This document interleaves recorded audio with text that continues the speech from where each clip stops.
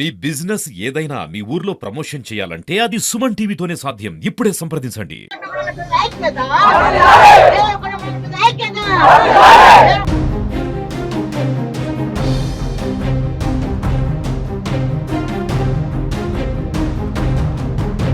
రాష్ట్ర ప్రభుత్వం కేంద్ర ప్రభుత్వం ఒత్తిడి చేయడం కోసం ఈ యొక్క కలెక్టర్ నిరసన కార్యక్రమం ప్రజాస్వామ్య పరిరక్షణ సమితి ఆధ్వర్యంలో వివిధ ప్రజా సంఘాలు వివిధ వామపక్ష పార్టీల ఆధ్వర్యంలో ఇక్కడ నిరసన కార్యక్రమం చేస్తుందో అయితే ముఖ్యంగా ఎందుకంటే యురేనియం అనేది ఎంత ప్రమాదకర విషయాన్ని కూడా వివిధ గ్రామాల్లో కూడా వామపక్ష ప్రజా సంఘాలు తిరిగి వాళ్ళ చేతులు చేయడం జరిగింది. ముఖ్యంగా ఈ రాష్ట్ర ప్రభుత్వం అట్లాగే ఈ రాష్ట్రంలో ఉన్నటువంటి వివిధ ఏ ఒక్క సమస్య గడపడం లేదు. నిజంగా యురేనియం అనేది ఏమిటి, యురేనియం వల్ల పరిణామాలు ఏదైనా విషయాలు కూడా ముఖ్యంగా చెప్పాల్సిన అవసరం బాధ్యత మా అందరిపైన ఉంది. ఎందుకంటే యురేనియం వల్ల ఇక్కడ ఉన్నటువంటి ముఖ్యంగా గతంలో కూడా నల్లమల ఫారెస్టు అట్లాగే ఈ యొక్క ఆర్లగడ్డ ప్రాంతము అట్లాగే ఈ యొక్క కపట్టాల ప్రాంతాల్లో కూడా 2019లో ఈ యొక్క బోరుబావులు కోసం ప్రయత్నం చేశారు.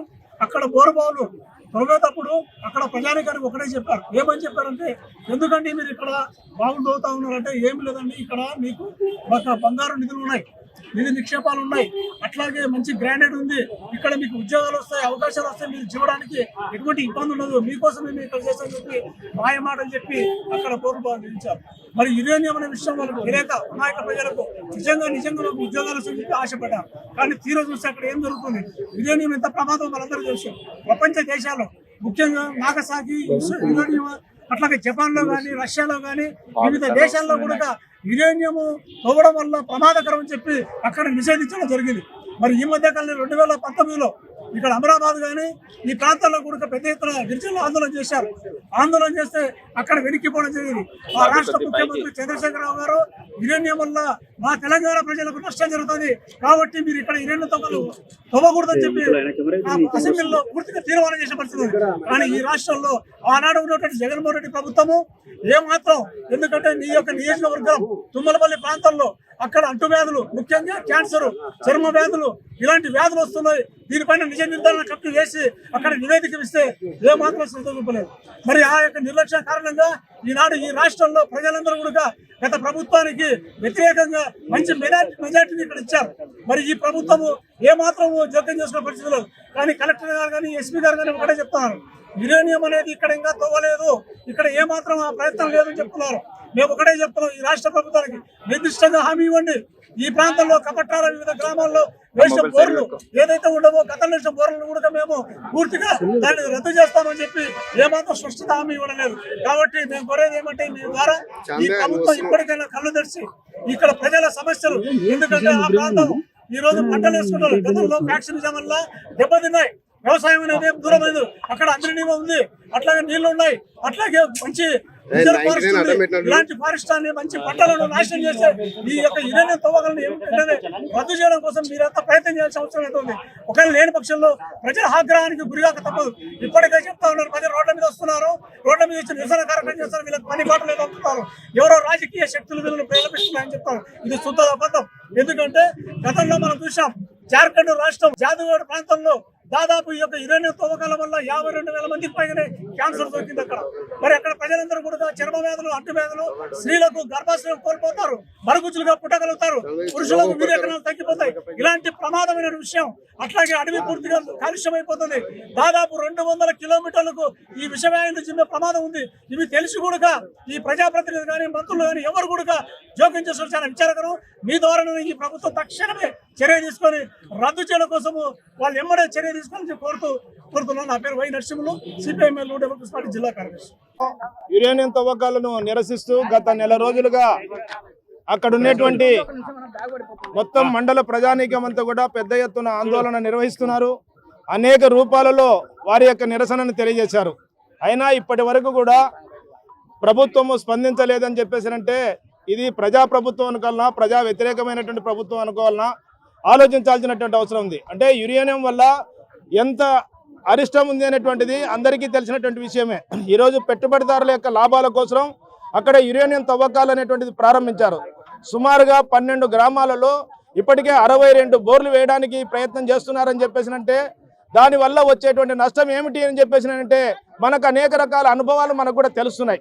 ఈరోజు మన కడప జిల్లాలో ఉన్నటువంటి పులివెంద మండలంలో జరిగినటువంటి తవ్వకాల వల్ల జరిగినటువంటి అక్కడ జరిగినటువంటి నష్టం కావచ్చు, లేదంటే తెలంగాణ ప్రాంతంలో కావచ్చు, అనేక ప్రాంతాల్లో కూడా రాష్ట్రాల్లో యురేనియం తవ్వకాలు తవ్వినప్పుడు ప్రజలు ఏ రకంగా అనుభవించినారు, మొత్తం కూడా ప్రజల ప్రాణాలు హరించుకుపోయేటువంటి పరిస్థితి ఉంది.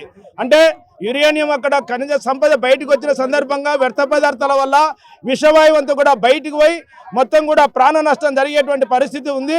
అదేవిధంగా భూములన్నీ కూడా నాశనం అయిపోయేటువంటి పరిస్థితి ఉంది.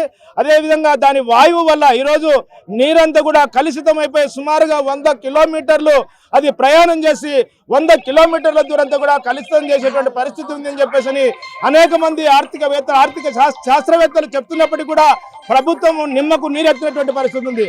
కప్పట్రాల కానీ లేకుంటే నెల్లిబండ కానీ లేకుంటే కోటకొండ గ్రామాలలో ఇటీవల అందరినీ రావడం వల్ల కొన్ని గ్రామాలన్నీ కూడా పచ్చగా మారిపోయినటువంటి పరిస్థితి ఉంది. పచ్చగా మారడమే కాదు, అక్కడ ఉన్నటువంటి పరిస్థితి ఏమిటి అంటే ఫ్రాక్చరిజం నుంచి బయటకు వచ్చేసేసి ఇప్పుడే జీవన పరిస్థితులు మెరుగుపడినటువంటి పరిస్థితి ఉంది. ఈ పరిస్థితులలో కేంద్ర ప్రభుత్వం ఈ రకమైనటువంటి అనుమతులు ఇవ్వడం వల్ల భయాందోళనకు గురవుతున్నటువంటి పరిస్థితి ఉంది. ఇది కనుక యురేనియం తవ్వకాలు కనుక జరిగినట్లయితే కూడా మొత్తం అక్కడ గ్రామాలన్నీ కూడా ఖాళీ అయిపోయేటువంటి పరిస్థితి ఉంది. కాబట్టి ఇప్పటికైనా కేంద్ర ప్రభుత్వం ఆలోచించాలి. అందుకు రాష్ట్ర ప్రభుత్వం కూడా ఇక్కడ కూటమి ప్రభుత్వం ఏర్పడింది. ఈ కూటమి ప్రభుత్వానికి కేంద్ర ప్రభుత్వానికి సత్సంబంధాలు ఉన్నాయి. వెంటనే కూటమి ప్రభుత్వం కేంద్ర ప్రభుత్వం దృష్టికి తీసుకొని పోయి ఇక్కడ ఉన్నటువంటి 15 గ్రామాల ప్రజలను కాపాడే దానికోసం చర్యలు తీసుకోవాలని చెప్పేసి మేము కోరుతున్నాం. ఇప్పటి వరకు శాంతియుతంగా ఆందోళన చేశారు. ఒకవేళ దీన్నే కనుక కొనసాగిస్తే, మీరు తవ్వకాలు కనుక కొనసాగిస్తే జరగబోయేటువంటి పరిణామాలకు రాష్ట్ర ప్రభుత్వము కేంద్ర ప్రభుత్వము ఇక్కడ ఉండేటువంటి జిల్లా కలెక్టర్ బాధ్యత వహించాలని చెప్పేసి మేము హెచ్చరిక చేస్తున్నాం.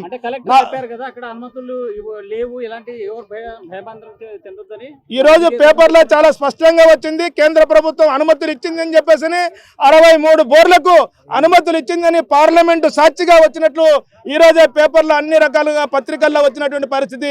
కాబట్టి ఇట్లాంటి అబద్ధాల మాటలు దయచేసి కలెక్టర్ గారు చెప్పొద్దని చెప్పేసి, ఇవి ఫేక్ వార్తలు అని చెప్పేసి చెప్పడం సరైనది కాదు. నిజంగా అదే అబద్ధం అయితే కనుక వచ్చి ప్రకటన చేయండి, అది అబద్ధం, మేము తవ్వకాలు చేయమని చెప్పేసి నిజంగా చెప్పండి, మేము ఈ ఉద్యమాన్ని ఆపేసేస్తాం. ఆ రకంగా ప్రజలు కూడా భయభ్రాంతులకు గురి కారు అని చెప్పేసి మేము తెలియజేస్తున్నాం. సోషల్ మీడియాలో వచ్చేటువంటి కథనాలు తప్పుడు ప్రచారం చేస్తున్నారని స్వయంగా పోలీస్ డిపార్ట్మెంట్ చెప్తుందిగా. అదే ఇప్పుడు పేపర్లో కూడా ఈ రోజు కూడా పేపర్లో వచ్చింది, అదే ప్రకటన చేయమని చెప్పేసి మేము కోరుతున్నాం. లేదు మేము తవ్వకాలు చేయము అక్కడ అని చెప్పేసి మేము ప్రకటన చేయమని చెప్పేసి మేము ఇక్కడ గౌరవనీయులైనటువంటి జిల్లా కలెక్టర్ గారి అదేవిధంగా ఎస్పీ గారిని కోరుతున్నాం. మీరు ప్రకటన చేయండి, మేము ఆందోళన వినిపించుకుంటాం. మాకు కావాల్సింది అదే, మీరు తవ్వకాలు చేయకుండానే కావాల్సినటువంటిది. పార్లమెంటు సాక్షిగా 63 బోర్లకు అనుమతులు ఇచ్చామని చెప్పేసి ప్రకటనలు వస్తున్నాయి అని చెప్పేసినటువంటిది రాతపూర్వకమైనటువంటి హామీ కావాలా మాకు, ప్రకటననే కాదు రాతపూర్వకమైనటువంటి హామీ ఇవ్వాలి. ఆ రకంగా ప్రజల యొక్క భయభ్రాంతులు కాకుండా వాళ్ళను శాంతింపజేయడం కోసం వాళ్ళ యొక్క ఏదైతే భావిస్తున్నారో దానికి అనుగుణంగా మీరు బయటకు వచ్చి చెప్పాలని చెప్పేసి మేము కోరుతున్నాం.